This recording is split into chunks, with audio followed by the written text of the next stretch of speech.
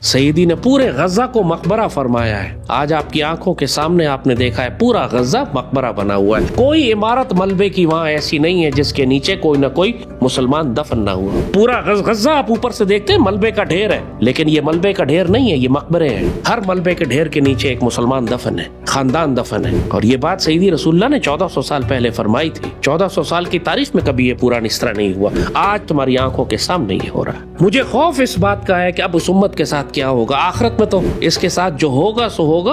آخرت میں تو اہل غزہ اس کے خلاف مقدمہ لے کر آئیں گے، سیدی رسول اللہ کے دربار میں شکایت کریں گے کہ ان کی شفاعت نہ کی جائے، ان کی سفارش نہ کی جائے. لیکن دنیا میں جو ہمارے ساتھ ہونے جا رہا ہے وہ بھی اتنا عبرتناک ہوگا کہ سوچ کے جھرجھری آتی ہے. یاد رکھو ایک بات، سیدی رسول اللہ نے فرمایا جس کا مفہوم ہے کہ کثرت سے صدقہ کیا کرو، کیونکہ صدقہ اللہ کے جلال کو کم کرتا ہے. جب انسان کثرت سے صدقہ دیتا ہے تو اللہ آنے والی مصیبتیں اور پریشانیاں دور کرتا ہے، انسان کو ناگہانی مصیبتوں اور ہلاکتوں سے بچاتا ہے، انسان کے جان مال رزق میں اللہ برکت ڈالتا ہے، انسان کو اللہ حیات طیبہ عطا کرتا ہے. کثرت سے صدقہ دینے والا آدمی کبھی بھی ہلاک نہیں ہوتا، کبھی بھی غفلت کی اور جہالت کی موت نہیں مرتا. جو بات ایک فرد کے لیے ہے وہ پوری قوم کے لیے بھی ہے. پوری قوم کو بھی اپنا صدقہ نکالنا ہوتا ہے. پاکستانی قوم نے 1.5 سال ہو گئے غزہ کی جنگ کو، پاکستانی قوم نے ان کو اس بری طرح سے فراموش کر دیا. صدقہ کرنا تو دور کی بات، ہم تو دشمنوں سے مل گئے جا کے. پاکستانی قوم نے اپنا صدقہ نہیں نکالا. ہم کو یہ صدقہ نکالنا تھا اہل غزہ کے لیے. 25 کروڑ پاکستانیوں کے لیے کون سا مشکل کام تھا